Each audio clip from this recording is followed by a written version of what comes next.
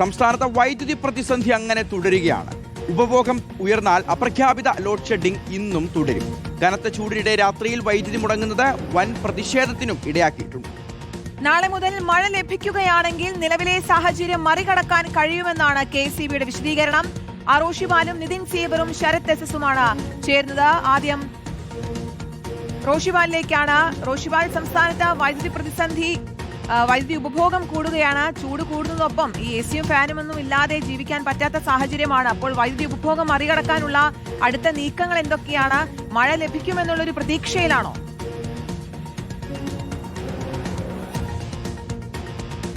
കീർത്തന ഷിഹാസ്, KECBയെ സംബന്ധിച്ചിടത്തോളം മഴ ലഭിക്കുമെന്ന പ്രതീക്ഷ മാത്രമാണുള്ളത്.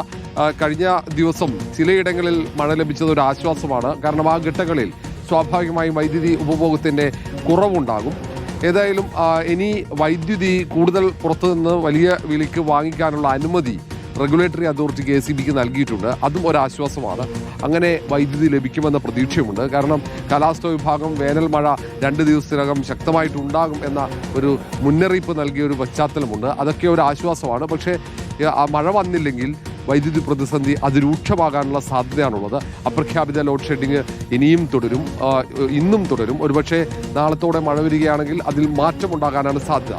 ഏതായാലും നിലവിലെ സാഹചര്യത്തിൽ ഇന്നത്തെ ദിവസം ഏതായാലും ഒരു ആശ്വാസകരമായ സാഹചര്യമില്ല. വൈദ്യുതി ഉപഭോഗത്തിൻ്റെ അളവ് സമാനമായ രീതിയിൽ തന്നെയാണ് മുന്നോട്ട് പോവുക. ലോഡ് ഷെഡിങ് ചിലയിടങ്ങളിൽ അരമണിക്കൂറിലേറെ പോകുന്നത് വലിയ പ്രതിഷേധത്തിനിടയാക്കുന്നുണ്ട്. KECB ഓഫീസുകളിലേക്ക് വിളിച്ച ആളുകൾ പ്രതിഷേധം അറിയിക്കുന്നുണ്ട്.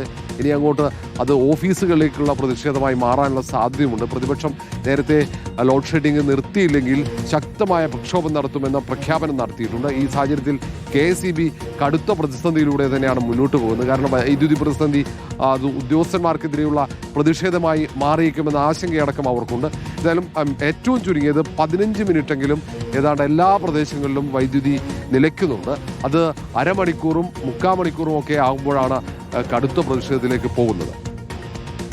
ശരി, റോഷിപാലാണ് വിവരങ്ങൾ നൽകിയത്. ഇനിയിപ്പോൾ നിതിൻ സേവ്യറിലേക്ക് കൂടി ഒന്ന് പോവാം. Nitin, good morning. ഇപ്പോൾ റോഷി പറഞ്ഞ പോലെ തന്നെയാണ്, അരമണിക്കൂർ പോലുമല്ല 1 മണിക്കൂറൊക്കെയാണ് ഇപ്പോൾ പല തവണകളായി ഇടവിട്ട് ഇങ്ങനെ കറണ്ട് പോയിക്കൊണ്ടിരിക്കുന്നത്. ഇന്നലെ രാത്രി മധ്യകേരളത്തിലെ അവസ്ഥ ഏറെക്കുറെ ഇങ്ങനെയൊക്കെ തന്നെ ആയിരുന്നു. ഒരുപാട് സ്ഥലങ്ങളിൽ ഇങ്ങനെ വൈദ്യുതി മുടക്കം ഉണ്ടായോ? ജനങ്ങളുടെ പ്രതിഷേധം ഉണ്ടായോ? ഇപ്പോൾ വൈദ്യുതി മന്ത്രി ആശ്വസിപ്പിക്കാൻ വേണ്ടി പറയുന്നത് ഈ ലോഡ് കൂടുമ്പോൾ സ്വാഭാവികമായിട്ടുണ്ടാകുന്നൊരു ഇത്തരത്തിൽ ലോഡ് കൂടുമ്പോൾ ഇങ്ങനെ കറണ്ട് പോകുന്നത് സ്വാഭാവികമാണെന്ന് പറയുന്നു. പക്ഷേ അത് ജനങ്ങൾക്കത് സഹിക്കാൻ കഴിയുന്നില്ല. കാരണം അത്ര വലിയ ചൂടാണ്. പലപ്പോഴും KECB ഓഫീസിൽ പോയി പോലും പ്രതിഷേധിക്കേണ്ട അവസ്ഥയിലാണ് നാട്ടുകാർ, അല്ലേ നിതിൻ?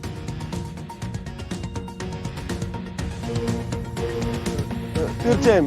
Good morning Shihas, Keerthana. അതായത് ഫീഡറുകൾ ഓഫ് ചെയ്തിടേണ്ടി വരുന്നത് ലോഡ് കൂടുമ്പോഴാണെന്നാണ് KECB പറയുന്നത്. പീക്ക് ടൈമുകളിൽ അതിൻ്റെ ഉപയോഗം, വൈദ്യുതിയുടെ ഉപയോഗം തീരെ കുറയ്ക്കണമെന്നും പറയുന്നുണ്ട്. പക്ഷേ ഈ പീക്ക് ടൈമുകളിലാണ് ആളുകൾ വീടുകളിൽ അവർ സ്വസ്ഥമായി ഉറങ്ങാൻ തുടങ്ങുന്നത് മാത്രം. ഈ രാത്രി 7 മണി മുതൽ 10 മണി വരെയുള്ള ടൈമാണ് പീക്ക് ടൈം എന്ന് പറയുന്നത്. ആ ടൈമിൽ ആളുകൾ വീടുകളിൽ കൂടുതൽ വൈദ്യുതി തീർച്ചയായും ഉപയോഗിക്കും. പ്രത്യേകിച്ച് രാവിലെ ഉള്ളതിനേക്കാൾ സമാനമായ തരത്തിൽ, അല്ലെങ്കിൽ രാവിലെ ഉള്ളതുപോലെയുള്ള സമാനമായ തരത്തിൽ, അല്ലെങ്കിൽ അതിനേക്കാൾ ചൂട് അല്ലെങ്കിൽ ഹ്യൂമിഡിറ്റിയൊക്കെ രാത്രിയും ഉണ്ട്. അപ്പോൾ നമ്മൾ ഭയങ്കരമായ രീതിയിൽ അസ്വസ്ഥത ഉണ്ടാകുന്ന സാഹചര്യമുണ്ട്. അപ്പോൾ AC-യും ഫാനും ഒക്കെ തീർച്ചയായും ആളുകൾ ഉപയോഗിക്കും. പക്ഷേ ആ സമയത്ത് സ്വസ്ഥമായി കിടന്നുറങ്ങാൻ തയ്യാറെടുക്കുമ്പോഴാണ് ഇത്തരത്തിൽ കറണ്ട് പോകുന്നത്, അപ്രഖ്യാപിതമായ ഈ ലോഡ് ഷെഡിങ് നടക്കുന്നത്. അപ്പോൾ അത്തരത്തിൽ കറണ്ട് പോകുമ്പോൾ തീർച്ചയായും ആളുകൾക്ക് അത് വലിയ അസ്വസ്ഥത ഉണ്ടാക്കും. അവർ തീർച്ചയായും KECB-യിലേക്ക് വിളിക്കും.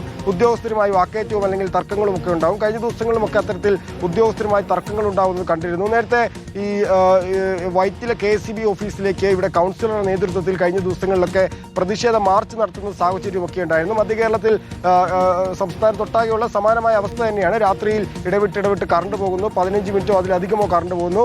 1-2 തവണയോ ഇത്തരത്തിൽ കറണ്ട് പോകുന്ന സാഹചര്യങ്ങളുണ്ട്. അപ്പോൾ ആളുകൾക്ക് അത് വലിയ ബുദ്ധിമുട്ടുണ്ടാക്കുന്നുണ്ട്. അവരുടെ ഉറക്കത്തെ ബാധിക്കുന്നുണ്ട്. വലിയ തോതിൽ അസ്വസ്ഥത ഉണ്ടാക്കുന്നുണ്ട്. അപ്പോൾ ഈ മനസ്സമാധാനമായി ഉറങ്ങാൻ സാധിക്കാത്തത് കൊണ്ട് തന്നെ ആളുകൾക്ക് വലിയ ബുദ്ധിമുട്ടും അവർ വലിയ തോതിൽ അവർക്കത് ദേഷ്യമുണ്ടാക്കുന്ന ഒരു സാഹചര്യം ഉണ്ടാകും. അത്തരത്തിലപ്പോൾ അവർ ഈ KECB ഉദ്യോഗസ്ഥരെ തന്നെയാണ് ഇതിൻ്റെ എല്ലാം ഒരു വഴി കേൾക്കേണ്ടി വരുന്നത്. KECB ഓഫീസിൽ ഇരിക്കുന്ന ആളുകളാണ്.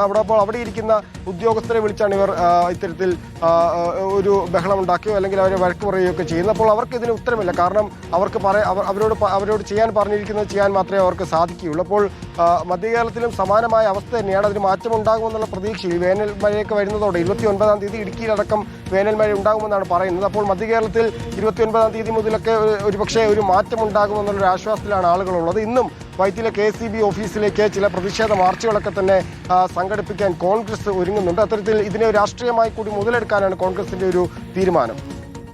ശരി, നിതിൻ സേവ്യറാണ് മധ്യ കേരളത്തിലെ വിശദാംശങ്ങൾ നൽകിയത്. ശരത് SS കൂടി ചേരുന്നു.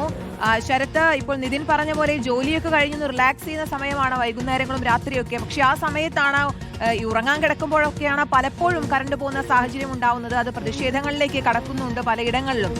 കോഴിക്കോട്ടെ സാഹചര്യം എന്താണ്? ഒരു മഴ ലഭിച്ചുവെന്ന് പലയിടങ്ങളിലും മഴയുണ്ട്, ചെറിയ ചാറ്റൽ മഴയൊക്കെ ഉണ്ടെന്ന് അറിയാൻ സാധിക്കുന്നുണ്ടല്ലോ. അവിടുത്തെ സാഹചര്യം എങ്ങനെയാണ്?